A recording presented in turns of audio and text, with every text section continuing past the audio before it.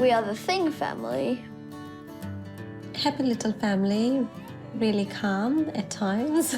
We can be really noisy as well.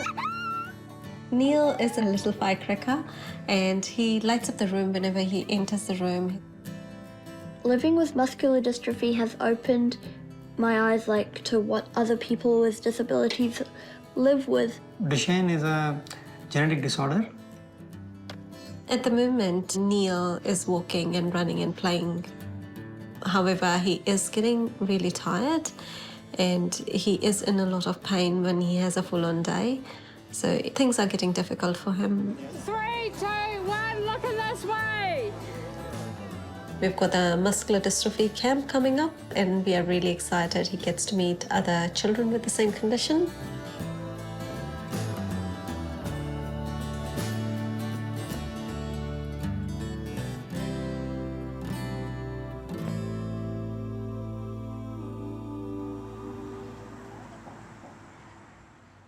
So, yeah, this is my room, and first thing I'm going to show you is my collection of jerseys. As you can tell already, I'm wearing a Brazil jersey. Neil's life is football. Everything about him is football. He's got about 10, 12 jerseys. Argentina. As you can tell, Messi, all day, any day, but the goalkeeper's good as well. He just talks about soccer, he lives soccer, he drinks soccer, he watches soccer, everything is soccer. This is my World Cup ball. I've got all these skills I can do. I would hit some of the equipment if I shoot, so I'd avoid that. But this is how I usually shoot. And that was a perfect shot. And as you can see, I do very good touches. Here are my goalkeeper gloves. As the condition progresses, it might be hard for them to do their daily activities like getting up from the floor, sitting down on the floor, or eating with their own hands. Right, if there's a shot, this is what I do. So look. So you saw how I reached out my arm? I can still walk, and I usually try and conserve my energy. So I sometimes walk, but I sometimes use my wheelchair.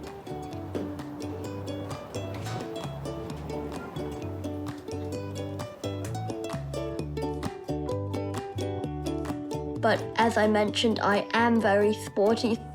Okay, I guess I'll be the new Casillas today. Let's see. Oh, Casillas is the best keeper of all time. And Just my right. favorite keeper. Why does it keep changing? Well, Casillas is retired. Duchenne is a genetic disorder, which is an X chromosome related condition which gets passed on from mom to the boys. It is a degenerative condition where the muscles start degenerating, and because of that they might find it difficult to walk or jump. We'll try to get in from there. Okay, sure. The condition wastes the muscles. So anything that you can think about that you do with your body breaks muscles. And our body is designed to make the muscles again, repair the muscles. Whereas with Duchenne, your muscles do not get repaired. They accumulate as scar tissues. That makes them very slow and very tired if you walk and run a long distance, and for some people they stop walking. In India, disability is not visible, it's hidden away. So if a person is disabled, they are not out and about in the public as much. So you don't realize how many people are disabled. After the recent World Cup, he has developed a love for soccer. He likes being a goalkeeper, so he'll try to save the goals to the best of his possibility. He wants me to be as hard on him as possible so that he can be better as a goalkeeper. We practice some drills regularly so that he can good at dodging the ball from different players. Sometimes I've noticed that he's still not able to accept it as a kid, and he still thinks that he can do everything like other kids. A classic example is he still wants to be a soccer player. When I grow up, I want to be a professional footballer, winning the World Cup for New Zealand, winning the Champions League for Manchester City or Real Madrid. We try to explain that to him, but he still thinks that he can become. So to that extent, sometimes he's not able to accept his condition. And sometimes I've heard him saying that, oh, it's rubbish. I hate muscular dystrophy and things like that. So I think he doesn't like it. He doesn't like being different to other kids.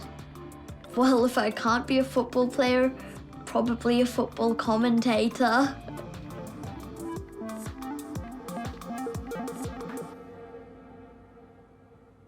When we were pregnant with Neil, we didn't know that I was a Duchenne carrier. Neil was overdue and he was a forceps delivery.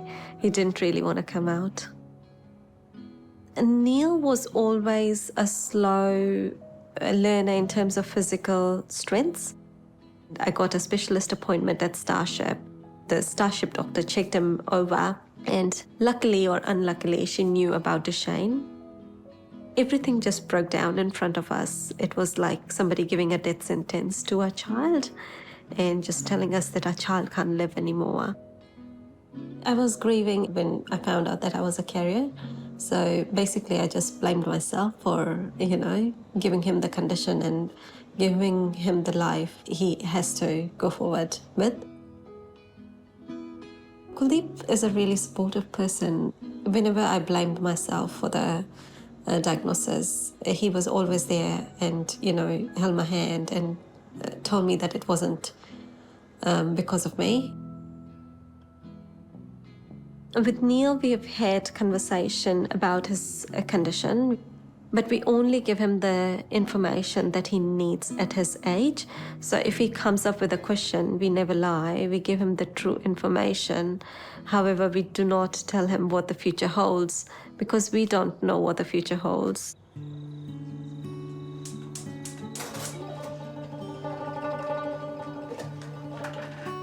We're making soy cha with rice and chapati. It's basically kind of fake chicken curry. Neil and Arav. So we live in an extended family. Our household is really active. Things are happening at all times.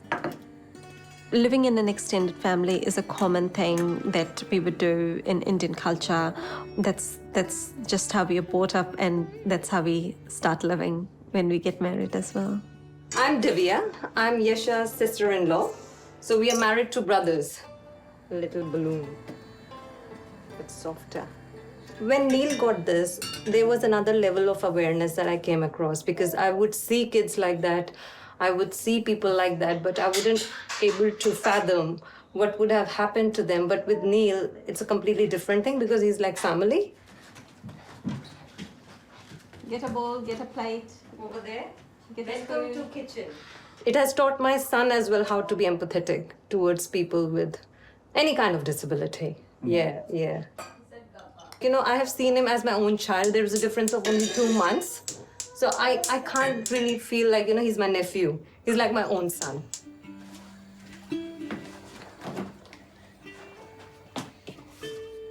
From 2021 to 2022, he did not gain any height at all. So we did some testing and we found that he was growth hormone deficient.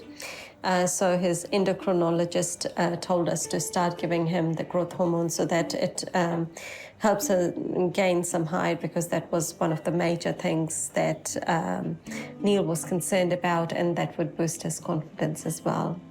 This is Neil's growth hormone medication, and it's basically a pen injection. So today was a good day. I forgot to tell you. What did you do at school? Why runners? How many laps? We do injections in the evening.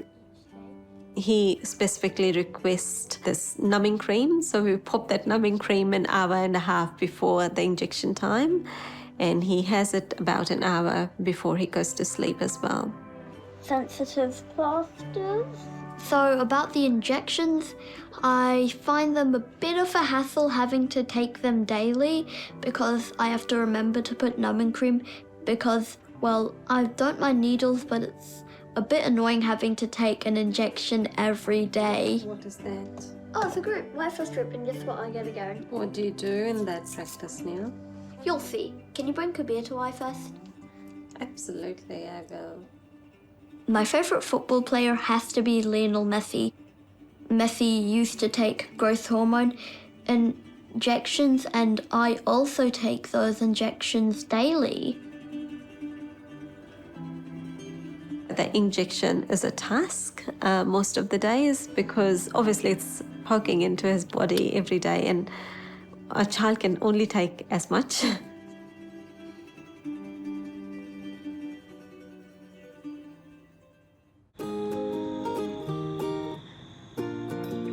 School time, Neil. Seems like you'll get better today. In the morning, I wake up, brush my teeth, and get changed, go and eat breakfast, take my medicine, and wheel to the bus stop. The morning in our house is a little chaotic, but Neil is very, very independent. He wakes up, he comes out of his room all dressed up in his uniform, and he has his breakfast, puts the dishes away, and then he's off. He just says, "Bye, Mum," and takes his wheelchair to the bus stop. Goodbye, Squirrel. Wheeling to the bus stop is quite new. Going on the bus makes me feel independent, but also I enjoy it because I get to talk to my friends. Neil has just started intermediate school. Remember, we want to get the 100 points if I've not caught the points before. It is a new school and a new life for him. It's completely different to primary school. We chose to send him to Waikufa Intermediate because they are more accepting of children with disability. They have got a smaller unit for cerebral palsy, so the children are aware of other children being on wheelchair and how that can look in their day-to-day life at school. About the school and my disability, it is quite cool because it's very accessible. When I'm at school, I usually use my wheelchair to get around, but in class, I use my legs. Hi. Hey, bud. Neil, how are you? I'm super good. Nice. Welcome back to school. I really enjoy it. I just met your new TA, Vanga. Yeah. Hi.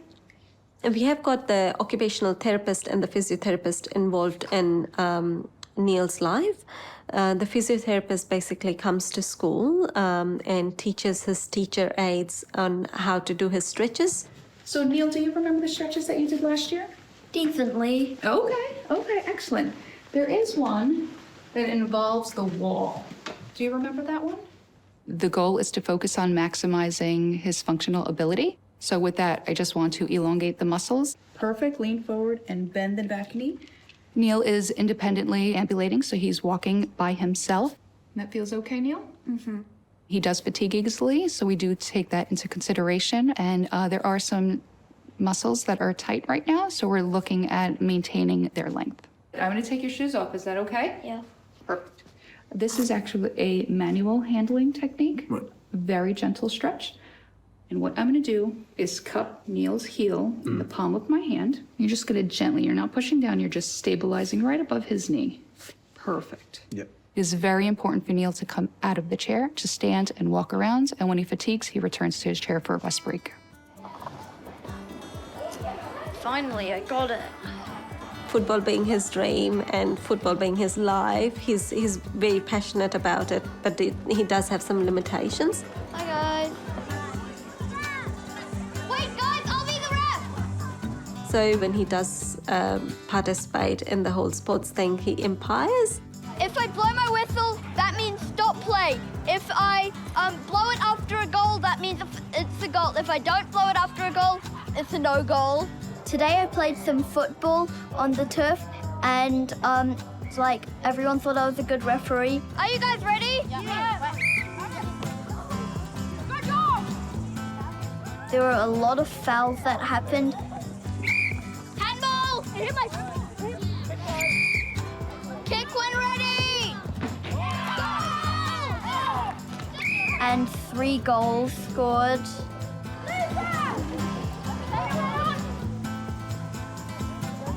some kids play quite aggressively, so the referee is the only way to stay a bit safe. The play might get intense. I think it's a challenge every day because to be part of the other kids' routine, he has to push himself. He wants to tag along with them in the school during the break times or in PE. There are days when we wish that he did not like sports and he would like something like chess or sitting down and reading a book, but he's not that child. Actually, not that bad. He wants to run around like any other child out there. He comes home and he says, I couldn't do that because I was just too tired. So it's hard.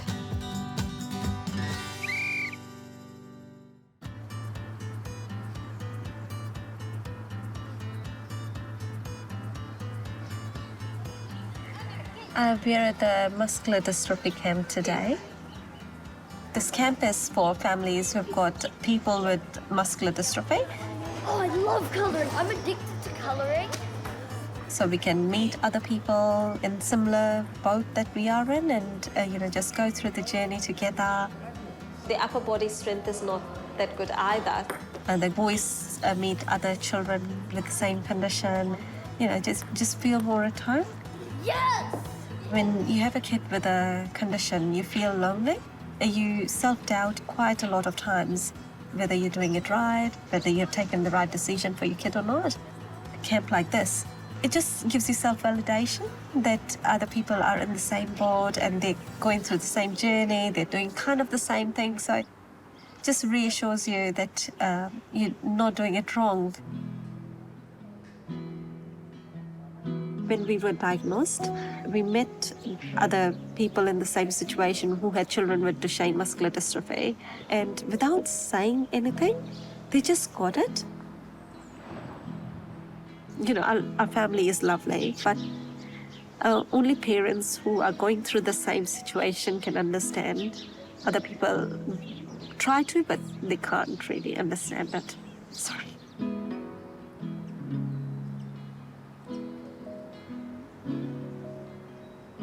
Opportunities like this camp gives us the opportunity to connect to other people where we can talk about what we're feeling, what are we looking at, what's the past been like and what the future is like. It's so cool. I'll just get used to it real quick. Just get used to the water. I'm getting used to it. If we are stuck at some point, what can we do about it? It's so nice. Try it. You'll actually get used to it. Neil is quite mobile, he can run, he can walk. He does like swimming because that makes the walking and the running more easier. And one of the sports activities where he can actually perform his best. This is so fun.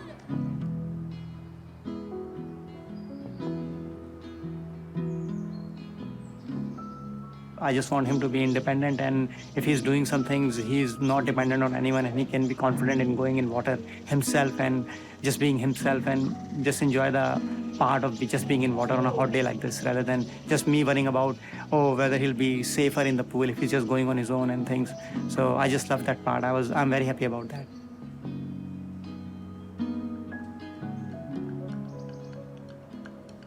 When Neil interacts with other children at the camp, it's absolutely lovely. He's so himself. He loves to joke around. He rides his wheelchair around the camp, and he enjoys himself to the utmost. He enjoys every activity he does with other children. So it's really nice to see that happening.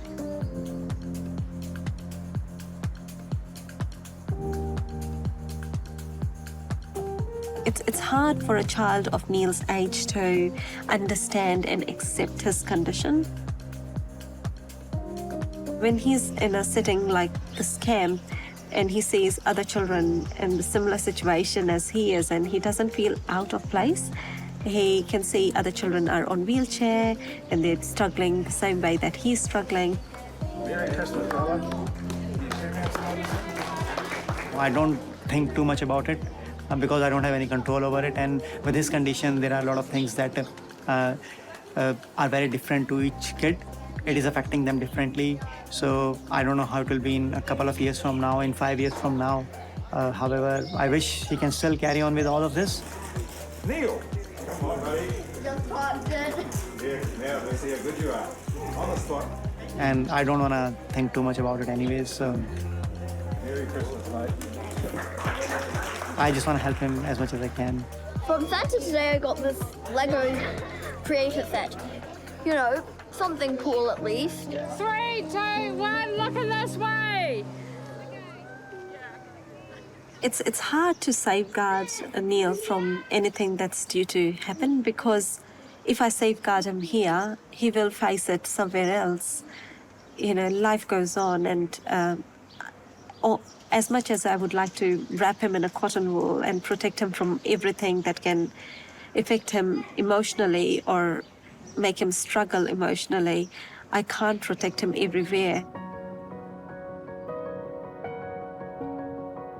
Neil wants to become a soccer player when he grows up. Looking at the diagnosis, the possibility of him competing as a football player looks highly unlikely unless there's a drug that comes along that can just take away the effects of Duchenne. But we are still giving him the opportunity to participate and try his level best. Sometimes I get a bit scared about not walking, as I really want to be a football player and that will affect it a lot. I don't know, we don't give it too much of a thought. We just want him to be a good person, and we just don't want the condition to define him. We just want him to make that call himself and do everything that he wants in his life. As any parent with a child with disability, we are really nervous about what the future holds for us, but we take each day as they come. You know, we keep enjoying our family, you know, enjoying Neil grow up into his personality, which is really bubbly, and, you know, enjoy every day as it comes.